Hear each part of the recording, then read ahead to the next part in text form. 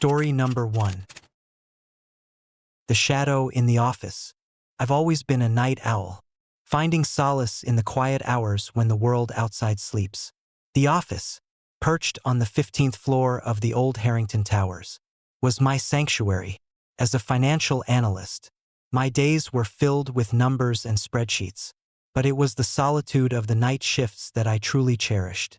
The city lights stretched out below me, a blanket of glittering chaos contrasting sharply with the stillness inside. It was a typical Tuesday night in late October, the kind where the crisp autumn air seeps through the slightly ajar window, carrying with it the scent of damp leaves and distant traffic. The office was eerily quiet, the hum of the air conditioning the only sound breaking the silence. I was wrapping up a particularly tedious report when the clock struck midnight. Deciding to take a break, I grabbed my coat and headed towards the conference room to grab my jacket from the back. The hallway was dimly lit, the fluorescent lights flickering sporadically, casting long, wavering shadows on the walls. As I approached the conference room, a chill ran down my spine. The room was supposed to be empty at this hour, reserved for occasional late-night meetings or impromptu brainstorming sessions. But tonight, it felt different, charged with an unspoken tension that made the hairs on the back of my neck stand on end. I pushed open the door, expecting to find nothing but the empty table and chairs. Instead, there it was, a shadowy figure seated in the corner, hunched over a laptop. My heart raced as I took in the sight, the figure's presence both unsettling and inexplicable. It was human in shape, but the darkness surrounding it made it impossible to discern any distinct features. I froze, unsure of what to do next. "Hello," I called out, my voice wavering slightly. The figure didn't respond, its attention seemingly fixed on the screen in front of it. I took a cautious step forward, the wooden floorboards creaking under my weight. As I approached, I could feel the temperature in the room drop, the air growing colder and heavier with each passing second. "Is someone here?" I asked again, my nerves jangling with fear. The figure remained motionless, the only sound now the soft clicking of keys and the distant city noises filtering through the windows. I reached out a hand, the gesture more of a plea than a command, hoping to make contact. Suddenly, the lights flickered and then came back on, brighter than before. The figure was gone. My breath caught in my throat as I scanned the empty room, the only evidence of its presence being the cold spot lingering in the air. Shaking off the unease, I turned to leave, telling myself it was just my imagination playing tricks on me. But as I made my way back to my desk, something caught my eye. On my computer screen, where I had left my report open, new text appeared, typed in an unknown font. "I'm here with you."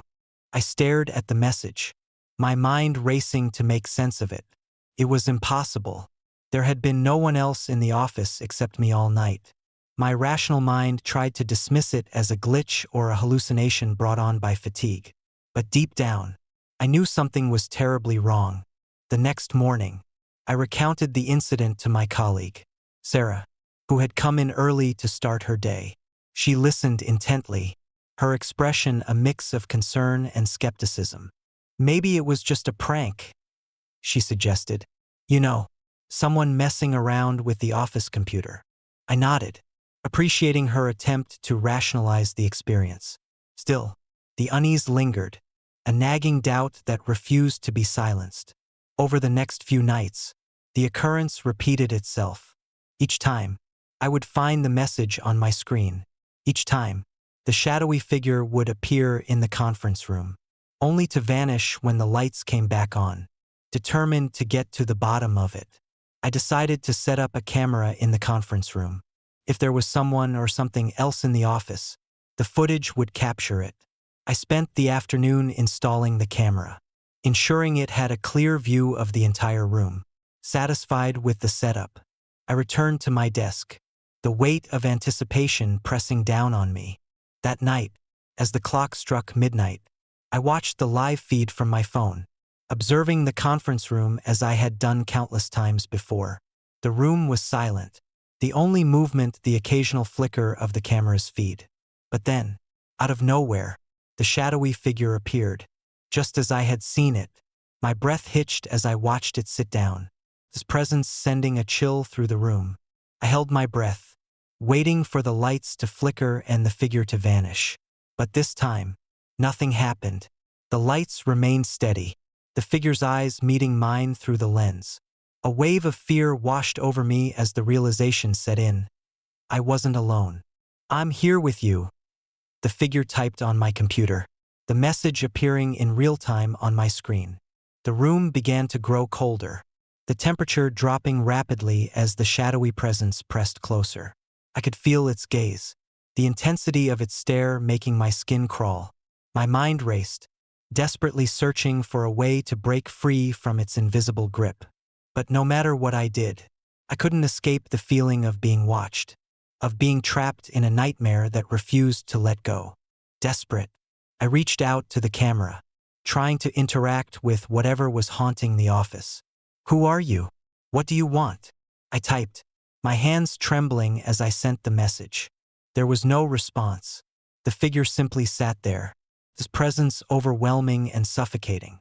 I knew I had to take action, to find a way to banish the entity that had invaded my life.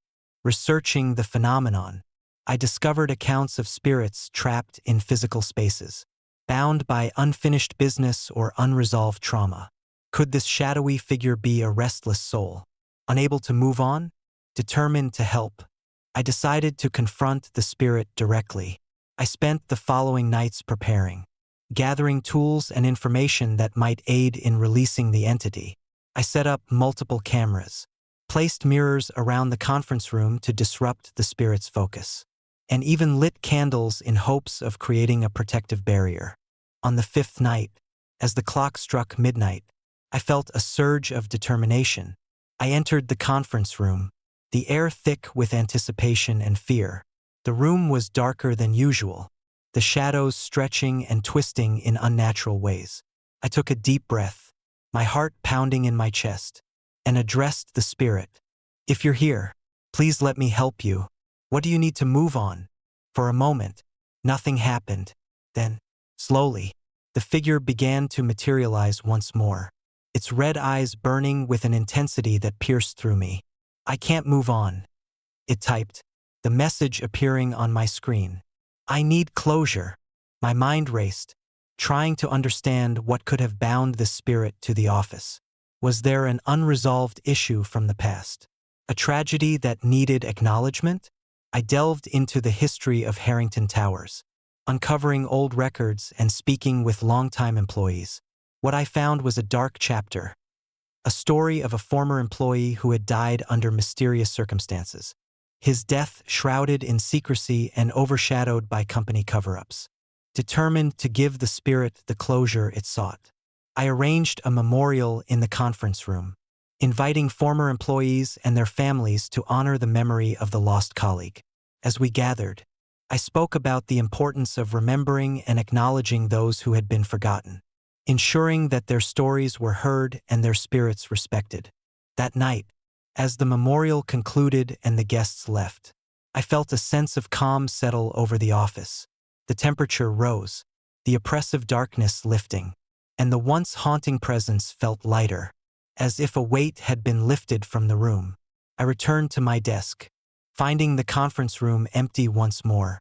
A few moments later, the message appeared on my screen, the words glowing softly, "Thank you." Tears welled up in my eyes as I realized that the spirit had found the closure it so desperately needed. The shadowy figure was gone, leaving behind only a sense of peace and the lingering memory of the haunting nights we had shared. Life returned to normal at Harrington Towers. The nights once filled with fear now serene and quiet. I continued my night shifts, the city lights below serving as a constant reminder of the thin veil between the living and the dead. But now, I knew that sometimes, all it takes is a little understanding and compassion to help restless souls find their way home. But occasionally, late at night, when the wind whispers through the office windows and the moon casts long shadows across the floors, I can't help but feel a connection to that lost spirit, a silent reminder that every story deserves to be heard, and every soul deserves a chance to find peace. Story number 2. The uninvited guest. The night shift at the Maplewood Inn was usually uneventful. Nestled on the outskirts of a sleepy suburban town, the hotel catered mostly to long-haul truckers, travelers seeking a quiet place to rest, and the occasional family on a weekend getaway. I had been working as the night clerk for over 3 years, and nothing much had ever disturbed the tranquil routine until that eerie night in April. It was around 2 a.m., the kind of time when the world outside seemed to hold its breath. The hum of traffic was distant, replaced by the occasional sound of crickets and the rustling of leaves. I was behind the front desk, sipping a lukewarm cup of coffee, when I noticed a figure standing outside the large glass doors of the lobby. At first glance, he seemed like any other guest, dressed in a dark coat, hat pulled low over his eyes, umbrella in hand despite the clear sky outside. But there was something unsettling about his presence, an air of melancholy that set him apart from the usual clientele. I watched as he stood there, motionless, staring intently into the lobby. Curiosity piqued. I decided to approach him. Maybe he needed assistance with his luggage or was looking for a room. I grabbed my flashlight and made my way to the front door, the faint sound of my footsteps echoing in the empty hallway. "Good evening," I called out, opening the door. "Can I help you with something?" He didn't respond. Instead, he simply stood there, his eyes never leaving mine. There was an inexplicable sadness in his gaze, a silent plea that tugged at my heart. I stepped closer, trying to gauge his intentions. "Is there something you need?" I asked gently, my voice betraying a hint of concern. Still, he remained silent. After a moment that felt like an eternity, I decided to extend a hand. "If you need any help, please let me know." As soon as my hand reached out, he vanished. 1 second he was there, and the next, he was gone, leaving behind only the faint outline in the glass and a chill that swept through the lobby. I blinked, rubbing my eyes in disbelief, wondering if it had all been a figment of my imagination. Shaken, I turned back to the front desk, trying to steady my racing heart. The clock ticked loudly in the silence, marking the passage of time that felt unnaturally slow. Deciding to chalk it up to fatigue, I returned to my duties, but the encounter left me uneasy. A few minutes later, I heard footsteps approaching the front desk. Looking up, I saw the man from earlier standing at the far end of the lobby. This time, there was a flicker in his eyes, a hint of desperation that sent a shiver down my spine. "Sir, is there something I can assist you with?" I asked, trying to maintain my composure. Before he could respond, the lights flickered, casting long shadows that danced across the room. I felt a surge of fear as the atmosphere grew thick with an unspoken tension. The man's eyes seemed to bore into my soul, and I could almost hear his silent cries for help. Just as suddenly as he had appeared, he disappeared once more, leaving me standing alone in the dimly lit lobby. My heart pounded in my chest as I tried to process what had just happened. Had he truly vanished? Or was it some kind of trick of the light? Determined to find answers, I approached the security office at the back of the hotel. The old CCTV system was outdated, but I knew it could provide some clarity. As I sifted through the recordings, I felt a growing sense of dread. The footage showed nothing unusual, just me standing at the front desk. There was no sign of the mysterious man, no trace of his fleeting presence. Confused and increasingly unnerved, I decided to leave the security office and head back to the front desk. As I walked through the dimly lit hallway, the whispers of my own doubts echoed in my mind. Maybe it was just a trick of the mind, fueled by loneliness and the monotony of the night shift. But deep down, I knew something was wrong. The next few nights were restless. Every time I glanced towards the front desk, I half expected to see him standing there, his sorrowful eyes searching for something or someone. The whispers in the hallway grew louder, voices that seemed to emanate from the very walls of the hotel, filling me with an inexplicable sense of foreboding. I began to research the history of the Maplewood Inn, hoping to uncover any clues about the mysterious man. The hotel's origins dated back to the early 1900s, built by a wealthy businessman named Harold Maplewood. It had seen its fair share of guests over the decades, but no records mentioned anyone by the name of the man I had encountered. Frustrated by the lack of information, I reached out to the local historical society. The librarian, Mrs. Thompson, was kind enough to assist me, but her findings were equally perplexing. "There are no records of anyone matching his description," she said, her brow furrowed in confusion. Harold Maplewood was a private man, and most of the early records were lost in the floods of 28. Determined to get to the bottom of the mystery, I decided to spend the night at the hotel, documenting my experiences and setting up my own makeshift security system with my phone. As midnight approached, the familiar unease settled in, and I prepared myself for another encounter. The clock struck 12, and the lobby was plunged into silence. The only sound was the distant rumble of thunder and the soft drip of rain against the windows. I sat at the front desk, scanning the lobby, every shadow seeming to hold a secret. Then, I heard it, the soft, melancholic hum of a lullaby. It was the most beautiful and sorrowful melody I had ever heard, drifting through the air like a ghostly whisper. My heart ached as the song filled the room, and I felt an overwhelming urge to follow the sound. Grabbing my flashlight, I ventured towards the source of the melody, which seemed to emanate from the old ballroom at the far end of the hotel. The ballroom had been out of commission for years, its grand facade now marred by years of neglect. As I approached, the doors swung open effortlessly, revealing a scene frozen in time. The room was bathed in the soft glow of moonlight filtering through broken windows. Dust motes danced in the beams, and the once opulent decor was now faded and decayed. At the center of the room stood a grand piano, its keys untouched but emanating the haunting lullaby that had lured me here. As I stepped closer, the temperature in the room dropped sharply, and I felt a presence behind me. Turning slowly, I faced the mysterious man, his eyes burning with an intensity that seemed to pierce through me. He stood there, motionless, as if waiting for something or someone. "Who are you?" I demanded, my voice trembling despite my efforts to stay calm. He opened his mouth to speak, but no words came out. Instead, he extended his hand towards the piano, as if urging me to play the melody that had captivated me. Compelled by a force I couldn't explain, I approached the piano and placed my fingers on the keys. The first notes echoed through the ballroom, the lullaby coming to life under my touch. As I played, the man began to fade, his figure becoming more translucent with each passing second. Tears welled up in my eyes as I realized that he was a restless spirit, bound to the hotel by a sorrow that could not be laid to rest. The melody grew more intense, the room filling with the weight of his unspoken pain. "I can't move on," he whispered, his voice now audible, carried by the haunting music. "I'm trapped here, unable to find peace."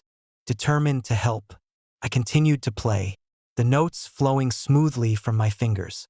The atmosphere in the room shifted, the oppressive darkness lifting as the song reached its crescendo.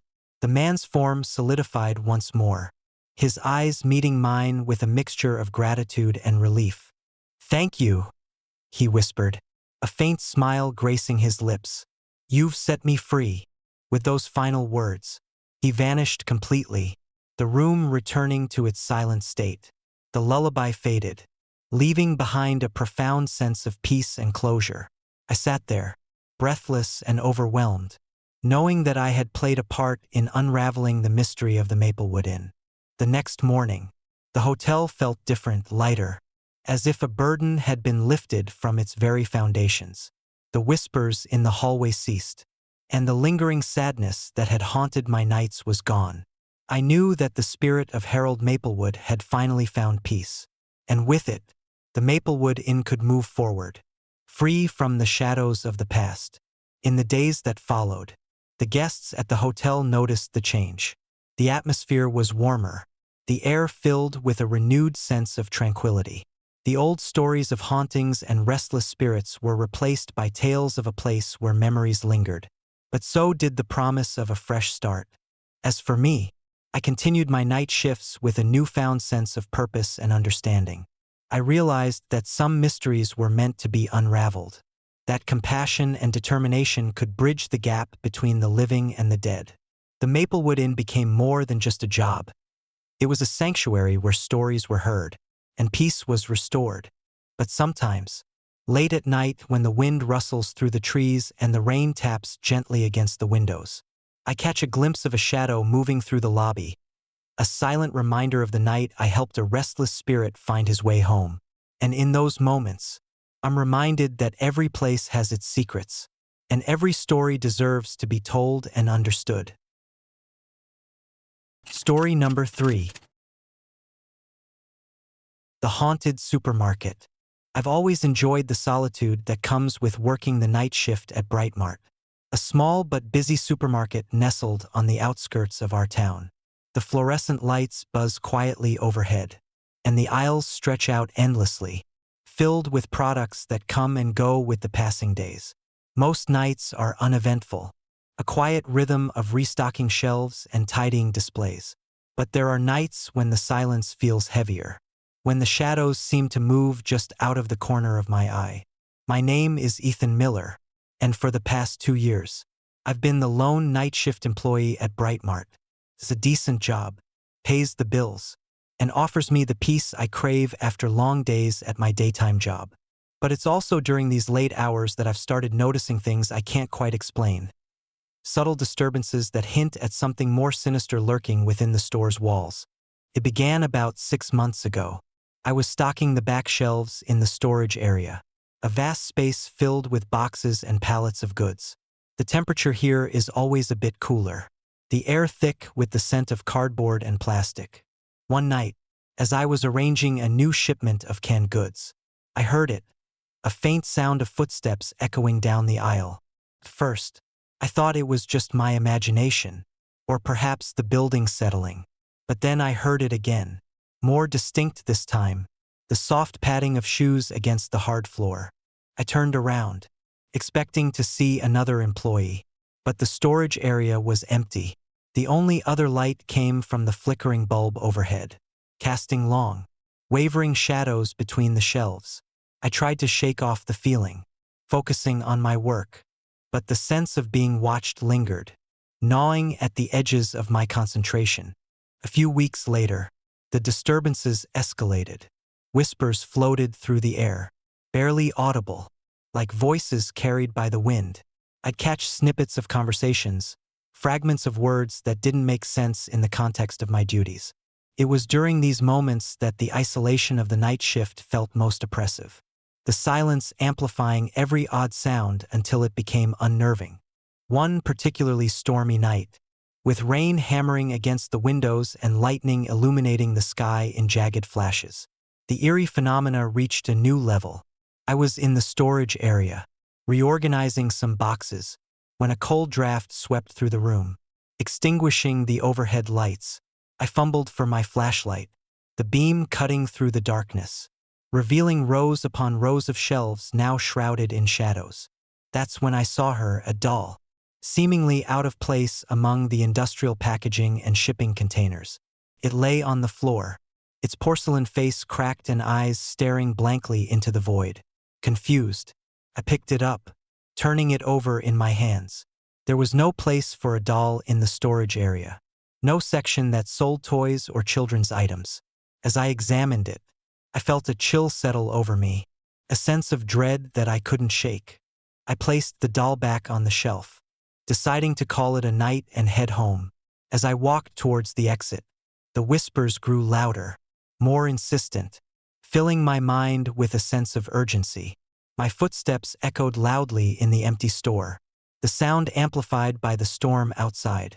When I reached the front of the store, I glanced in the security camera monitor hanging on the wall, a habit I'd developed to keep myself company during the long hours. That's when I saw it. On the screen, the doll was no longer in the storage area. Instead, it was sitting atop one of the shelves in the front aisle. the very area where customers would normally shop. The camera footage showed no one else in the store. No indication that anyone had moved it. It looked as if the doll had simply materialized out of thin air, its eyes following my every move. Heart pounding. I rewound the footage, watching in horror as the doll's position shifted subtly. The creaking of its joints, the only sound accompanying its movement. It seemed to be reaching out towards the camera, as if beckoning me to come closer. I couldn't believe what I was seeing. Something supernatural was happening in Brightmart, something that defied all logic and reason. Determined to get to the bottom of it, I began researching the history of the store, digging through old records and speaking with longtime employees. What I discovered was a tale of tragedy and loss that had been buried in the annals of Brightmart's past. Decades ago, the store had been the site of a terrible accident. An employee named Margaret Collins had lost her life in the very storage area where I now worked. It was said that she had been involved in a dispute over stockroom procedures, her frustration culminating in a fatal fall down a flight of stairs. The store had since been remodeled, the storage area expanded and modernized. But whispers of Margaret's restless spirit persisted among those who knew the full story. Some believed that her soul was trapped within the building, unable to move on due to the unresolved anger and pain that had led to her untimely death. Armed with this knowledge, I felt a responsibility to confront the lingering presence that haunted Brightmart. That night, I returned to the storage area, the doll still on the shelf, its eyes seemingly pleading for attention. I sat down on the cold floor, holding the doll in my hands, and began to speak. "Margaret," I called out softly, my voice echoing in the vast, empty space. "I know you're here. I want to help you find peace." For a moment, nothing happened. The room remained silent, the only sound the distant rumble of thunder and the patter of rain against the windows. Then, slowly, the temperature in the room began to drop, the air growing colder and heavier. The whispers returned, louder and more defined, filling the space with a sense of sorrow and longing. I closed my eyes, focusing on my intention to reach out to her spirit. "I understand that you're hurt, that you're angry," I continued, my voice steady despite the fear that gripped me. "But holding on to this pain won't bring you peace. Let me help you move on." The doll trembled in my hands, its porcelain surface cracking further, and I felt a presence surrounding me, the energy in the room shifting from oppressive to something more hopeful. The whispers began to fade, replaced by a soft, melodic hum that filled the air with a sense of calm. When I opened my eyes, Margaret's apparition stood before me, her form translucent yet distinct. Her eyes, once filled with anger, now held a mixture of sadness and gratitude. "Thank you," she whispered, her voice like a gentle breeze. "I can finally move on." With that, her spirit began to fade, the light around her growing brighter until she was gone, leaving behind only the lingering sense of peace that now settled over the storage area. The doll on the shelf was no longer moving, its eyes now calm and serene, as if Margaret had finally found the closure she needed. In the days that followed, the strange occurrences at Brightmart ceased. The whispers and footsteps became nothing more than distant memories, and the doll remained a silent testament to the night I helped a lost soul find peace. The store felt lighter, the air less heavy, as if a burden had been lifted from its very foundation. But sometimes, during the quiet hours of the night, I catch a glimpse of Margaret's reflection in the security cameras, standing watch over the store she once called home, a silent guardian ensuring that no other souls are trapped in the darkness. It serves as a reminder that even in the most mundane places, there are stories of loss and redemption waiting to be heard and understood. Working at Brightmart has given me more than just a paycheck. It has connected me to a deeper understanding of the unseen world, the spirits that linger and the echoes of the past that shape our present. And as I continue my night shifts, I do so with a sense of purpose, knowing that sometimes, all it takes is a little compassion to bridge the gap between the living and the dead. Story number 4. The Mysterious Call. I've always found solace in the rhythm of the night shift at Evergreen Call Center, the hum of the fluorescent lights, the steady buzz of the air conditioner, and the distant sounds of the city below created a comforting backdrop for my late hours. My name is Alex Turner, and for the past 3 years, I've been handling customer inquiries and technical support calls from the comfort of my small, cluttered cubicle. It's a steady job, one that pays the bills and offers predictable solitude, a stark contrast to the chaos of my daytime life. But everything changed one fateful night in late October, when the veil between the ordinary and the extraordinary seemed to thin, bringing with it a wave of inexplicable terror. It was around 2 a.m., the witching hour when most people are asleep, and the call center is quiet. The usual monotony of troubleshooting software glitches and guiding frustrated customers through password resets filled the air. I was deep into assisting an elderly lady with her internet connection when the phone rang, the shrill tone piercing the calm.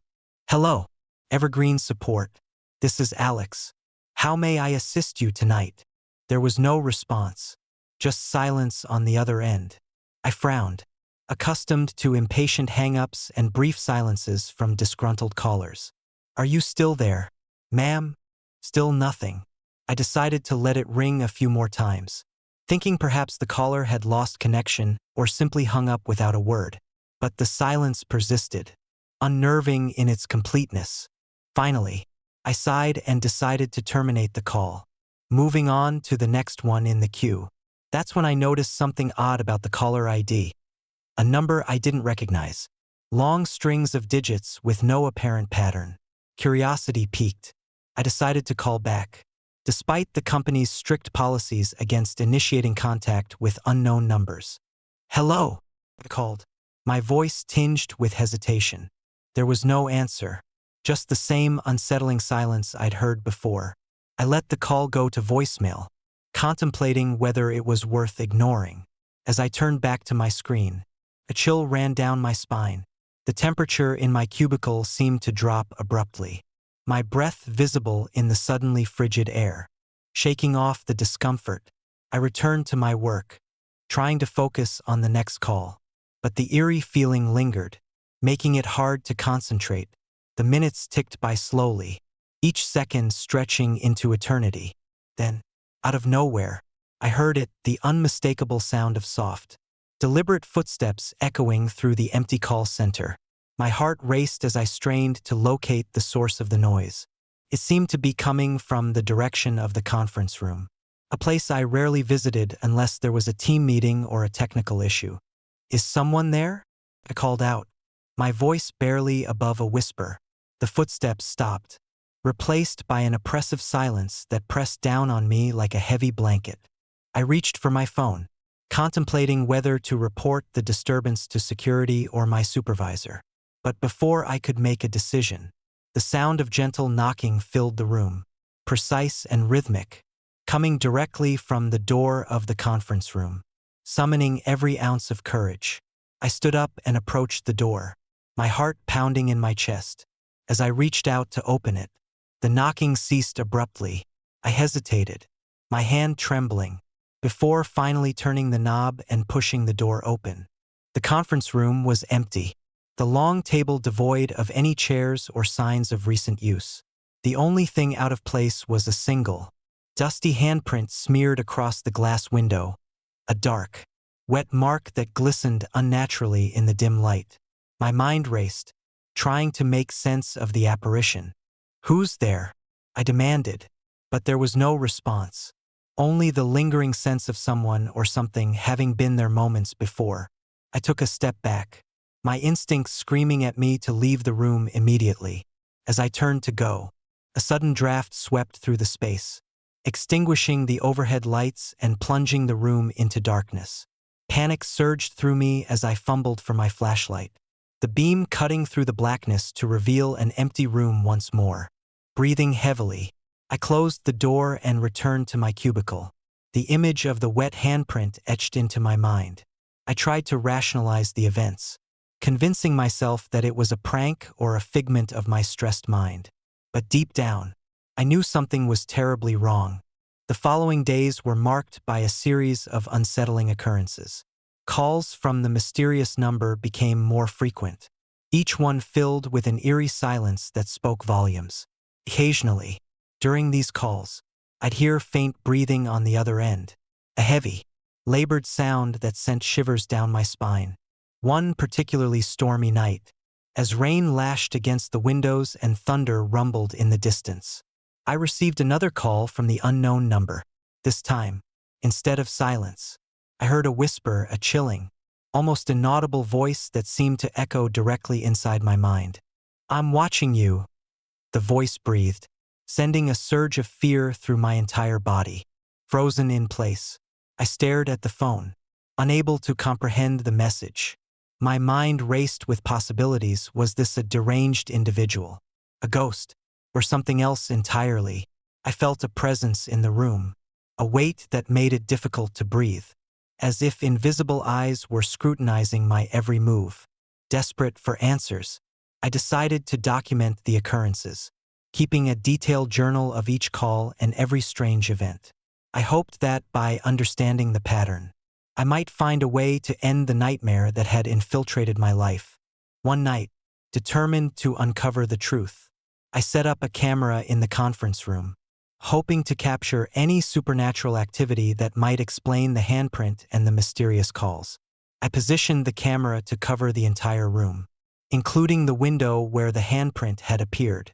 As the night wore on, the storm outside intensified, the wind howling and rain pounding against the building. Midnight approached, the hour when most of the eerie occurrences seemed to peak. I sat in my cubicle, the camera's feed glowing on my laptop, watching the conference room intently. At exactly 2 a.m., the phone rang again. My heart raced as I answered, the same unidentified number flashing on the screen. "Hello," I said cautiously, my voice betraying a hint of fear. There was no response, only the same whisper that had haunted my dreams. "I'm watching you." Before I could react, the camera captured it, a shadowy figure standing in the conference room. His presence dark and menacing. The figure didn't move, just stared at the camera with hollow eyes that seemed to pierce through the lens. I felt a chill run down my spine, the realization that I was dealing with something beyond my understanding settling in. I ended the call abruptly, heart pounding, and reviewed the footage. The image of the figure was clear, its eyes burning with an unnatural intensity. My mind raced with questions. Who was this entity? Why was it targeting me? And most importantly, how could I stop it? Determined to find answers, I reached out to my supervisor, explaining the bizarre occurrences and the threatening messages. Reluctantly, he agreed to involve the building's security team and a local paranormal investigator named Dr. Elena Harris, known for her expertise in dealing with supernatural phenomena. Dr. Harris arrived the following night, her presence calm and reassuring amidst the chaos. She set up her own equipment, scanning the conference room with specialized sensors and motion detectors. Together, we reviewed the footage, her trained eye picking up subtle anomalies that I had missed. "This presence is not just a spirit," she concluded after a thorough analysis. "It's something malevolent, possibly tethered to this place through unresolved anger or unfinished business." As midnight approached once more, the atmosphere in the call center grew thick with anticipation. The storm outside had subsided, leaving behind an uneasy calm. We waited in the conference room, the air heavy with tension. As the clock struck 12, the phone rang, its shrill tone echoing through the empty building. I hesitated for a moment before answering, my hand trembling as I reached for the receiver. "Hello," I greeted, my voice barely steady. Again, the whisper came, "I'm watching you." Dr. Harris's voice broke through my thoughts. "Stay calm, Alex. We're here to help." As if on cue, the lights flickered, casting long shadows across the room. The temperature dropped sharply, and the air grew colder, making my breath visible in the dim light. The figure from the camera appeared once more, this time more defined, its eyes glowing with a sinister light.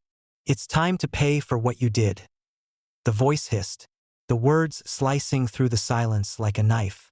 I felt an overwhelming sense of guilt, though I couldn't comprehend what I was being accused of.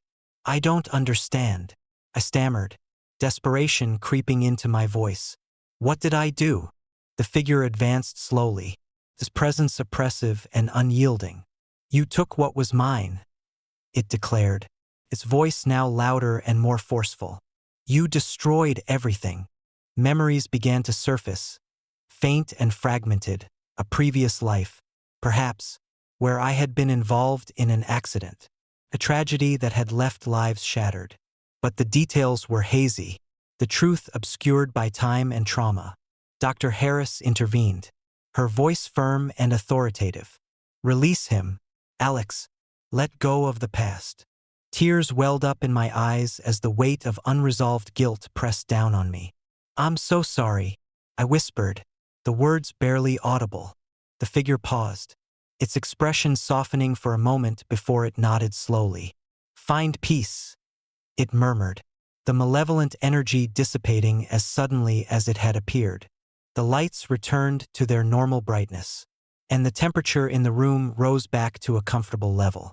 The oppressive presence lifted, replaced by a serene calm that settled over the call center like a gentle breeze. Dr. Harris approached me, her eyes filled with understanding. "It's about forgiveness and letting go," she explained. "You need to confront your past to free both yourself and him." In the days that followed, I sought therapy, delving into memories long buried by time and trauma. Through sessions and reflection, I uncovered the truth. A car accident I had been involved in years ago, an incident that had cost innocent lives and left me grappling with guilt and remorse. I had never fully processed the tragedy, the weight of responsibility crushing me from the inside. Armed with this newfound understanding, I returned to Evergreen Call Center with a sense of closure. The hauntings ceased, the calls from the mysterious number dwindled, and the wet handprint on the window remained a silent reminder of the night when my past reached out to confront me. I learned that some ghosts are not mere spirits, but echoes of our own unresolved pain and guilt, tethered to the present by the weight of our actions. By facing my past and seeking forgiveness, I was able to free not only myself but also the malevolent presence that had haunted me for so long. But sometimes, late at night, when the call center is quiet and the shadows stretch long across the floor, I can still feel the lingering presence of that dark figure. A reminder of the night when the past demanded to be heard and healed. And I know that as long as there are unresolved pains and untold stories, the shadows will always find a way to reach out, seeking redemption and peace. Story number 5. The Midnight Patron. The Evergreen Cafe stood as a beacon of warmth and light in the heart of Willow Creek, a sleepy town where everyone knew everyone else's business. Its large windows glowed invitingly against the darkness of the night, promising a refuge for late-night wanderers and insomniacs alike. I had been working the night shift for nearly a year now, finding solace in the quiet hours when the world outside seemed to pause and breathe. My name is Jake Thompson, and as the sole barista during the night, I took pride in ensuring every cup of coffee was perfect. The regulars were few but loyal night owls, truckers, and the occasional student burning the midnight oil. Most nights were uneventful, filled with the rhythmic hum of the espresso machine and the soft jazz playing in the background. But one night, everything changed. It was a chilly October evening, the kind where the wind whispered secrets through the bare branches of the trees lining the streets. The cafe was dimly lit, the soft glow of the pendant lights casting long shadows across the wooden tables. I was wiping down the counter when the bell above the door jingled, signaling the arrival of another customer. A man stepped inside, his presence immediately noticeable despite his attempt to blend in. He was tall, dressed in a long, dark coat that reached his ankles, and his hat was pulled low over his eyes, casting deep shadows over his face. There was an air of melancholy about him, a silent sorrow that seemed to weigh heavily on his shoulders. "Good evening," I greeted him with a smile. "What can I get for you tonight?" He didn't respond. Instead, He nodded slightly and took a seat at a table near the back, his eyes fixed on the wall opposite him. I watched as he ordered a black coffee, his voice barely above a whisper. His hands trembled slightly as he took the cup, and I couldn't help but feel a pang of empathy for this lonely figure seeking comfort in a cup of warmth. As the night progressed, the cafe remained quiet, the occasional car passing by outside barely disturbing the peaceful atmosphere. I found myself glancing over at the man often, intrigued by his silent demeanor. He never looked up, never engaged in conversation, merely staring at the blank wall as if searching for something lost. Around midnight, the power flickered, casting the room into brief moments of darkness before the lights steadied again. The man didn't flinch, continuing his silent vigil. I decided to check on him, approaching his table cautiously. "Everything okay?"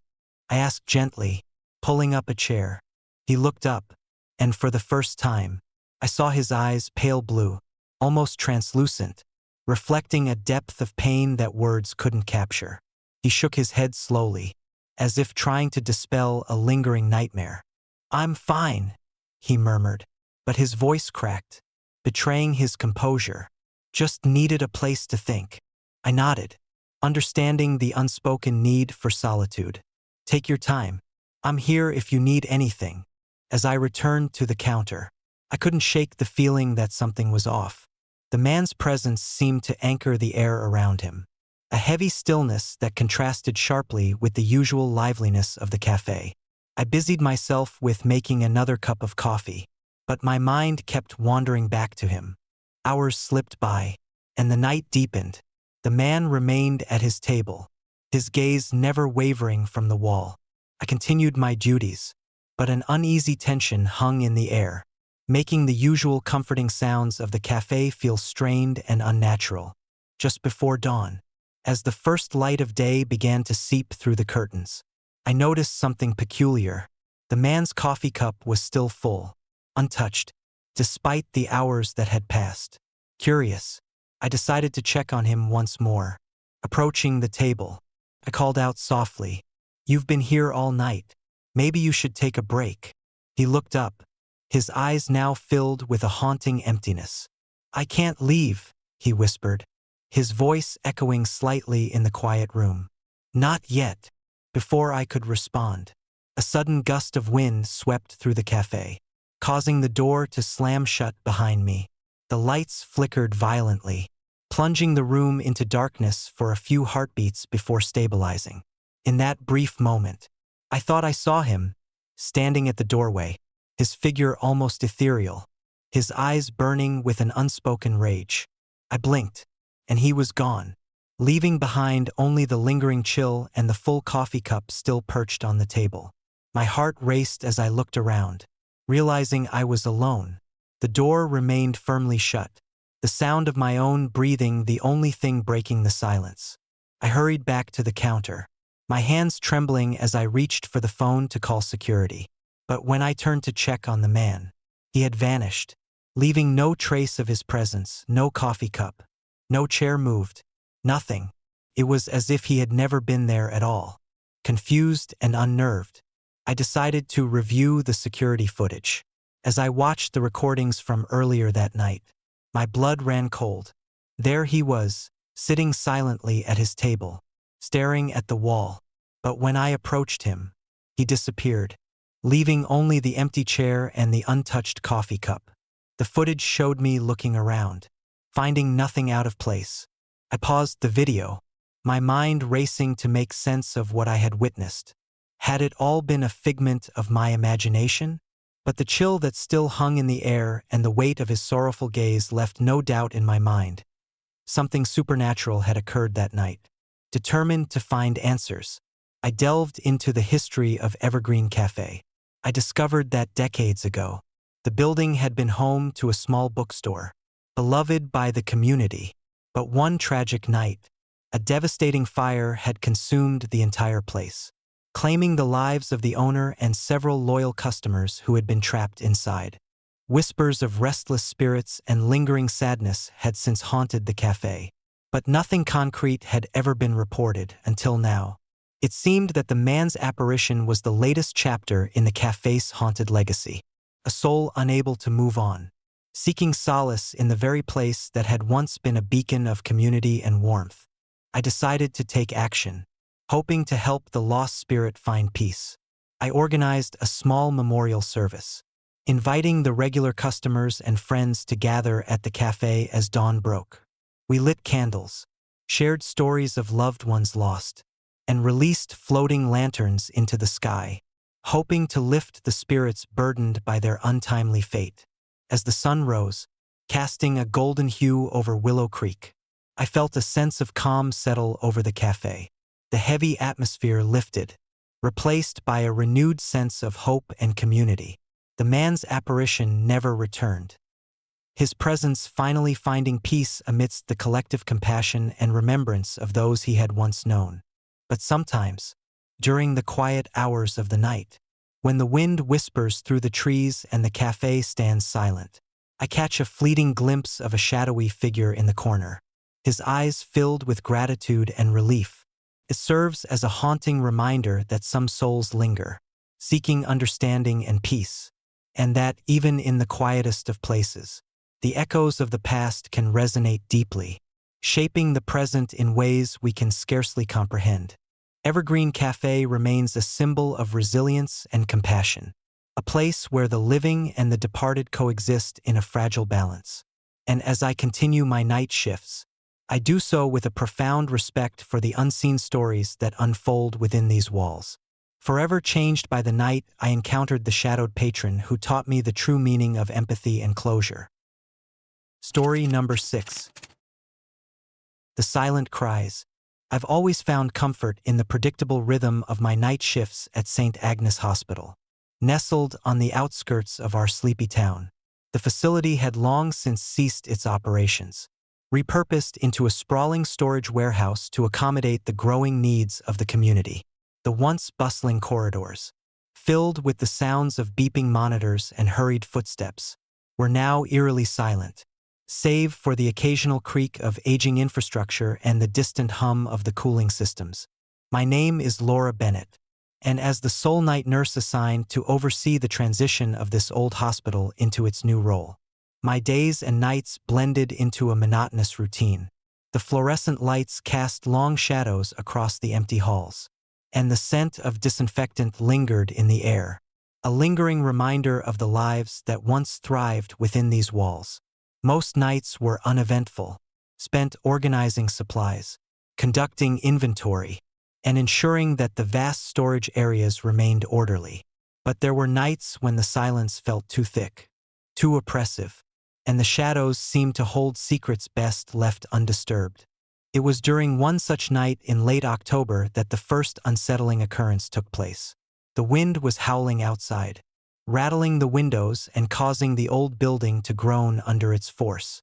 I was making my rounds in the pediatric ward, now converted into a storage area for medical equipment and supplies, when I heard it, a faint sound of a child crying. The sound was so soft that I initially dismissed it as the wind or perhaps a distant noise from the nearby forest. Shaking off the unease, I continued my duties, trying to convince myself that it was nothing more than my imagination. But the sound persisted, growing slightly louder each night. It was always at the same time, just after midnight, when the world outside was cloaked in darkness and the building was at its quietest. The cries were heart-wrenching, echoing through the empty corridors like a ghostly lament. They carried a sadness that tugged at my heart, making me wonder about the lives once intertwined within these walls. One particularly stormy night, as lightning flashed across the sky and thunder rumbled in the distance, the crying reached a new level of intensity. Determined to uncover the source, I grabbed my flashlight and made my way towards the sound, navigating through the maze of storage rooms and abandoned patient rooms. The cries led me to the old pediatric wing, a section of the hospital that had been left untouched, preserved in time like a mausoleum for forgotten memories. As I approached the center of the wing, the sound of crying intensified, filling the air with an overwhelming sense of despair.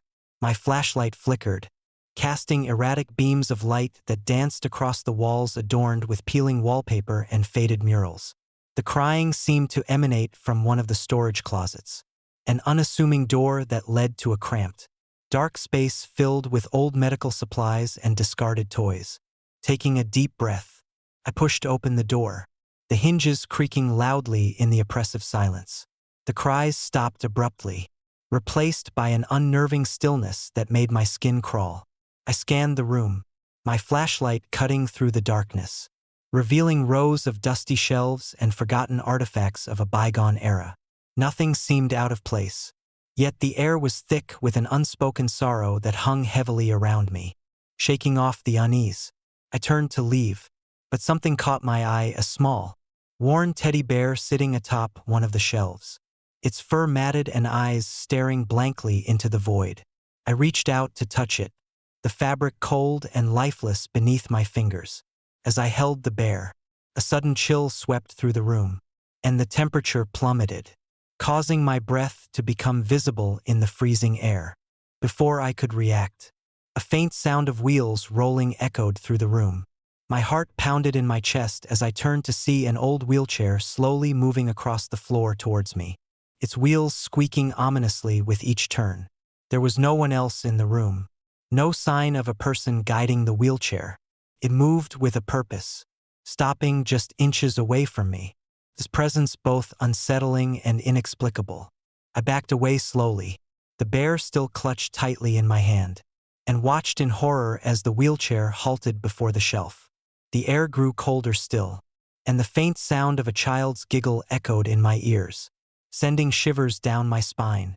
I realized with a sinking feeling that I was witnessing something beyond the realm of the living, a manifestation of sorrow and loss, trapped within the walls of the abandoned hospital. Determined to get to the bottom of the mystery, I began researching the history of St. Agnes Hospital, delving into old records and speaking with longtime residents of the town. What I discovered was a tragic story of love, loss, and unresolved grief that had been buried in the annals of the hospital's past. Decades ago, St. Agnes had been a bustling pediatric hospital, renowned for its compassionate care and state-of-the-art facilities.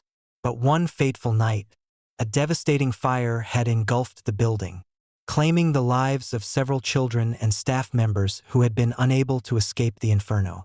The fire had been a result of a faulty electrical system, a tragedy that had left the community in mourning and the hospital in ruins. Rumors had circulated about the spirits of the lost children and the staff members who still roamed the halls, unable to find peace after their untimely deaths. Some claimed to have seen apparitions in the windows. Others spoke of hearing laughter and cries echoing through the night. But no concrete evidence had ever been found, and the stories had been dismissed as mere legends until now. Armed with this knowledge, I felt a deep sense of responsibility to help these restless spirits find the closure they so desperately needed. I returned to the pediatric wing with renewed determination, the crying still echoing softly in my mind. As I entered the storage room once more, I took a seat on the cold, hard floor, holding the teddy bear close to my chest. "Is there something you need?" I asked softly, my voice barely above a whisper. "I'm here to help." The air grew colder, and the shadows seemed to deepen, as if the very essence of sorrow was closing in around me. The wheelchair began to move again, this time in a slow, deliberate manner, circling the room in a hauntingly repetitive pattern. The sound of wheels turning and soft footsteps echoed through the space, a silent dance of loss and longing. I reached into my pocket and pulled out a small notebook, flipping to a blank page. "If you need anything, please let me know," I wrote, placing the note on the floor near the wheelchair. "I want to help you find peace." For a moment, nothing happened. The room remained still, the only sound my own breathing and the distant rumble of thunder outside. Then, the whispers began, faint at first, growing louder and more distinct. The voices of children, their tones filled with fear and sadness, swirled around me, creating a cacophony of anguish that threatened to overwhelm my senses. Through the turmoil of voices, a clear message emerged: "Help us. I felt a surge of determination, my fear replaced by a fierce resolve to bring peace to these tormented souls. "What do you need me to do?" I asked, my voice steady despite the chaos surrounding me. The air shimmered, and the outline of a young girl appeared before me, her eyes hollow and filled with unspeakable pain.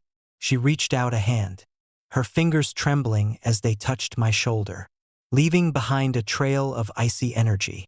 "Find the diary," she whispered, her voice echoing in the vastness of the storage room.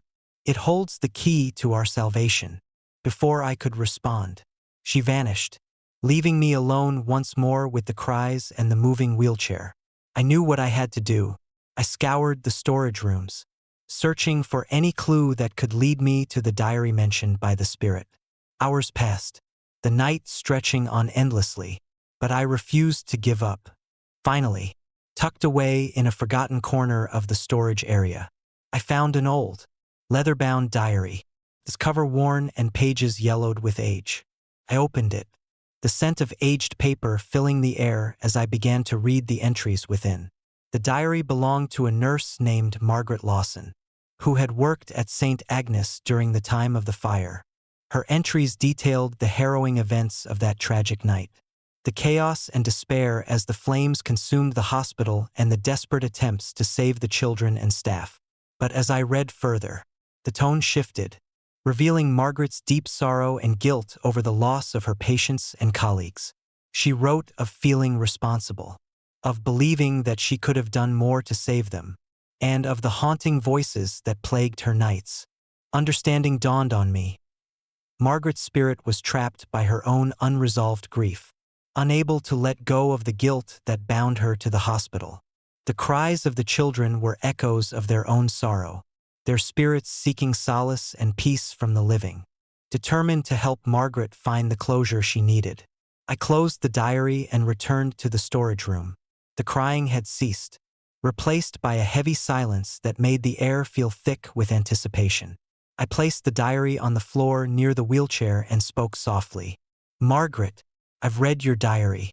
I understand your pain, and I want to help you find peace." The room began to glow with a soft, ethereal light, and the shadows seemed to recede, replaced by a sense of calm. The wheelchair stopped moving, and the temperature in the room rose, the oppressive cold lifting like a veil.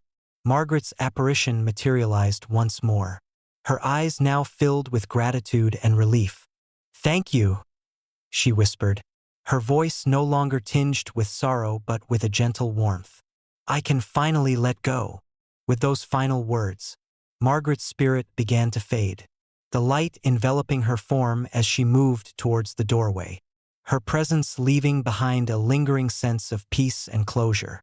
The crying had stopped, and the storage room felt lighter, the heavy atmosphere replaced by a newfound tranquility. In the days that followed, the strange occurrences at St. Agnes Hospital ceased entirely. The whispers and the moving wheelchair were no longer a part of my nightly routine, and the hospital seemed to breathe a sigh of relief, free from the chains of its tragic past. I continued my duties with a renewed sense of purpose, knowing that I had played a part in helping lost souls find their way to peace. But sometimes, during the quiet hours of the night, when the wind rustles through the empty halls and the moon casts long shadows across the storage rooms, I catch a glimpse of Margaret's reflection in a broken window pane, a silent reminder of the night when compassion and understanding bridged the gap between the living and the dead. It serves as a haunting testament to the enduring power of empathy, and the belief that even in the darkest of places, light can find a way to shine through. St. Agnes Hospital remains a place of silent memories and peaceful repose, its haunted legacy transformed by the compassion of a lone night nurse who refused to turn a blind eye to the cries of the lost. And as I continue my night shifts, I do so with a profound respect for the unseen stories that unfold within these walls. Forever changed by the night I helped heal the wounds of the past and brought peace to restless souls. Story number 7. The Haunted Warehouse. I've always been a night owl. While most people sleep, I find solace in the stillness that blankets the world after dark. My job as a night security guard at Hemsworth Logistics, a sprawling warehouse on the outskirts of town, perfectly complements my nocturnal tendencies. The warehouse, with its labyrinth of towering shelves and endless aisles, is a sanctuary of quiet and order, a stark contrast to the chaos of everyday life. My name is Daniel Harris, and for the past 2 years, I've patrolled these grounds, ensuring that everything remains as it should be during the wee hours. Most nights are uneventful, filled with the rhythmic hum of the security system and the occasional rustle of rodents in the walls. But there are nights when the silence is broken by something far more unsettling. It was a chilly October evening when I first noticed her. The sky was a deep indigo, the moon casting a silvery glow over the warehouse exterior. I was making my routine rounds, flashlight in hand, when I saw her, a figure in a flowing white dress, standing motionless among the towering shelves. Her presence was both ethereal and haunting, like a ghostly apparition materializing from thin air. I approached cautiously, my heart pounding in my chest. The air around her seemed to grow colder, the temperature dropping noticeably as I drew nearer. "Hello," I called out, my voice echoing softly in the vast space. She didn't respond. Instead, she turned her head slightly, her hollow eyes fixated on mine, before vanishing into thin air. I stood there, stunned, for what felt like an eternity before shaking my head to dispel the eerie image. Rational thoughts battled with the undeniable feeling that I had just encountered something beyond explanation. I resumed my patrol, but the sighting left me rattled. The image of her pale face and flowing dress etched into my mind. Days turned into weeks, and the memory of that night lingered, a ghostly reminder of the unexplained. I tried to push it aside, focusing on my duties, but the warehouse seemed to hold its breath, the shadows stretching longer and deeper as night fell. It wasn't long before the unexplained occurrences escalated. One particularly stormy night, the wind howling outside and rain battering the windows. I heard it, the soft, melancholic sound of a lullaby drifting through the aisles. The melody was hauntingly beautiful, yet filled with an overwhelming sense of sorrow. I followed the sound, my footsteps muffled by the damp floor, until I reached the old storage section that had been abandoned years ago during a renovation. As I entered the dimly lit area, the singing grew louder, the notes intertwining with the patter of rain against the corrugated metal roof. The aisles here were cluttered with obsolete inventory and forgotten crates, remnants of a past long erased by time. My flashlight beam danced across the rows, searching for the source of the music, but found nothing, only the oppressive silence of the abandoned space. Then, out of nowhere, a single, antique mirror stood propped against the wall, its surface covered in a thick layer of dust. Intrigued, I approached it, the lullaby now fading into a haunting silence. As I wiped away the grime, my reflection stared back at me until I noticed something unusual. Behind my image, in the reflection, stood a woman in a white dress, her eyes hollow and filled with an unspoken plea. I spun around, flashlight trembling in my grip, but there was no one there. The mirror was empty, the figure nowhere to be seen. My pulse raced as I stared back into the glass, half expecting her to reappear, but she didn't. I took a deep breath, trying to steady myself, and decided it was time to call it a night. The next day, I shared my experience with Tom, the night shift supervisor, hoping to find some rational explanation.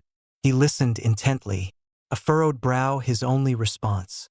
"Maybe it's just the wind messing with the old buildings," he suggested, though his tone lacked conviction. But as the days passed, the occurrences became more frequent and increasingly disturbing. I began to hear whispers echoing through the halls, voices indistinct yet filled with a palpable sense of anguish. Objects moved on their own, crates shifted, shelves rattled, and the air grew thick with an unshakable presence that seemed to watch my every move. One night, unable to ignore the mounting unease, I decided to investigate the storage section more thoroughly, armed with a better flashlight and a determination to uncover the truth. I delved deeper into the maze of forgotten aisles. The temperature plummeted as I ventured further, my breath visible in the icy air.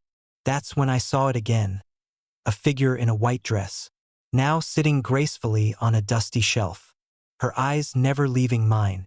I approached slowly, heart hammering, and reached out a tentative hand. As my fingers brushed against the fabric of her dress, she vanished once more, leaving behind only the cold touch of the air. Frustrated and terrified, I backed away, the whispers intensifying, swirling around me like a mournful storm. Desperate for answers, I returned to the mirror, hoping to find some clue to the apparition's identity. This time, the reflection was different. Behind me stood a group of children, their faces contorted in silent screams, eyes hollow and pleading. I turned around, heart sinking, but the storage area remained empty. The children's cries echoed through the warehouse, a haunting reminder of lives lost and memories forgotten. I realized that the warehouse wasn't just a place of storage, it was a repository of sorrow, holding onto the echoes of the past that refused to fade away. Determined to help these restless spirits find peace, I began researching the history of Hemsworth Logistics. What I discovered was a tragic story of negligence and loss. Years ago, a devastating fire had swept through the warehouse, claiming the lives of several workers and leaving the building scarred by smoke and flames. The incident had been hushed up, the victims buried without proper recognition, their families left in mourning without closure. The apparition of the woman in white was likely a manifestation of the collective grief and anger that lingered within the walls, a silent plea for acknowledgement and remembrance. The children I saw in the mirror were echoes of innocence lost, their spirits trapped in the echoes of the warehouse's tragic past. Armed with this knowledge, I knew what I had to do. I organized a memorial for the lost souls, inviting their families and the community to honor their memories. We gathered in the heart of the warehouse, lighting candles and sharing stories of those who had perished in the fire. As we paid our respects, the oppressive atmosphere began to lift, the whispers fading into a peaceful silence. That night, as I patrolled the warehouse, I felt a sense of calm wash over me. The apparitions no longer haunted the halls, their presence replaced by a serene stillness. The woman in white appeared one last time, her eyes filled with gratitude as she nodded before fading into the shadows, finally finding the peace she had long sought. Life returned to a semblance of normalcy at Hemsworth Logistics, the warehouse no longer a place of fear but one of remembrance and healing. I continued my night shifts with a newfound sense of purpose, knowing that I had played a part in helping restless spirits find their way home. But sometimes, in the quiet hours of the night, when the wind whispers through the empty aisles and the moon casts long shadows across the shelves, I catch a fleeting glimpse of a figure in white, a silent guardian watching over the warehouse. It serves as a haunting reminder that some places hold onto their past a little too tightly, and that compassion and understanding can bridge the gap between the living and the dead. Hemsworth Logistics stands as a testament to resilience and remembrance, a place where the echoes of the past are honored and the spirits of the lost are finally at peace. And as I continue to walk these silent halls, I carry with me the stories of those who once called this place home. Forever changed by the night, I helped heal the wounds of the past and bring light to the shadows that once consumed them.